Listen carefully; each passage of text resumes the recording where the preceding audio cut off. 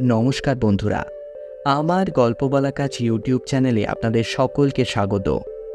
আজ আপনাদের পড়ে শোনাব শ্রী বলাইচাঁদ মুখোপাধ্যায় ওরফে বনফুল রচিত অজান্তে। গল্পটি নেওয়া হয়েছে বনফুলের শ্রেষ্ঠ গল্প এই বইটি থেকে। শুরু হচ্ছে আজকের গল্প অজান্তে।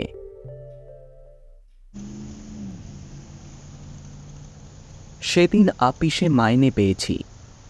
বাড়ি ফেরার পথে ভাবলাম ওর জন্য কিছু একটা কিনে নিয়ে যাই। বেচারি অনেক দিন থেকেই বলছে। এ দোকান সে দোকান ঘুরে জামা কিনতে প্রায় সন্ধে হয়ে গেল।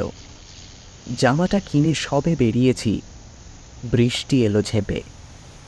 কি করি, শেষে দাঁড়াতেই হলো। বৃষ্টিটা একটু ধরতে জামাটা বগলে করে ছাতা মাথায় দিয়ে যাচ্ছি। বড় রাস্তাটুকু বেশ এলাম, তারপরেই গলি, তাও আবার অন্ধকার। গলিতে ঢুকে অন্যমনস্ক হয়ে ভাবতে ভাবতে যাচ্ছি, অনেকদিন পরে আজ নতুন জামা পেয়ে তার মনে কি আনন্দটাই না হবে। আজ আমি এমন সময় হঠাৎ একটা লোক ঘাড়ে এসে পড়ল। সেও পড়ে গেল, আমিও পড়ে গেলাম। জামাটা কাদায় একেবারে মাখামাখি হয়ে গেল। আমি উঠে দাঁড়িয়ে দেখি লোকটা তখনও ওঠেনি, ওঠবার উপক্রম করছে মাত্র। রাগে আমার সর্বাঙ্গ চলে গেল, মারলাম এক লাথি। রাস্তা দেখে চলতে পারো না ইডিয়েট! মারের চোটে সে আবার পড়ে গেল, কিন্তু কোনো জবাব করল না। তাতে আমার আরো রাগ হলো, আরো মারতে লাগলাম। গোলমাল শুনে পাশের বাড়ির এক দুয়ার খুলে গেল। লণ্ঠন হাতে এক ভদ্রলোক বেরিয়ে এসে জিজ্ঞাসা করলেন, কি ব্যাপার রে মশাই? আরে দেখুন তো মশাই, এই রাস্কেলটা আমার এত টাকার জামাটা একেবারে মাটি করে দিল। কাদায় একেবারে মাখামাখি হয়ে গেছে। রাস্তা হাঁটতে জানে না, আবার রাস্তায় বেরিয়েছে।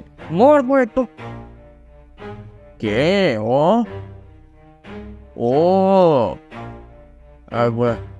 থাক মশাই, থাক, ওকে মাফ করুন, আর মারবেন না।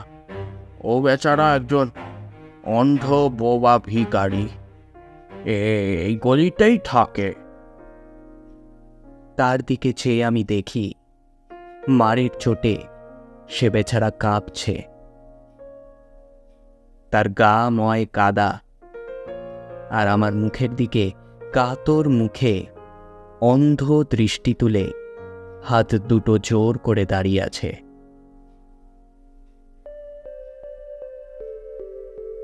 শুনছিলেন শ্রী বলাইচাঁদ মুখোপাধ্যায় ওরফে বনফুল রচিত অজান্তে। কেমন লাগলো আজকের গল্প তা অবশ্যই কমেন্ট করে জানান। গল্পটি ভালো লাগলে লাইক করুন, বন্ধুদের সাথে শেয়ার করুন, আর অবশ্যই চ্যানেলটিকে সাবস্ক্রাইব করে বেল আইকন প্রেস করে দিন। এইভাবেই আমার পাশে থাকুন। খুব তাড়াতাড়ি আপনাদের কাছে নতুন গল্প নিয়ে হাজির হব আমার গল্প বলা কাজে।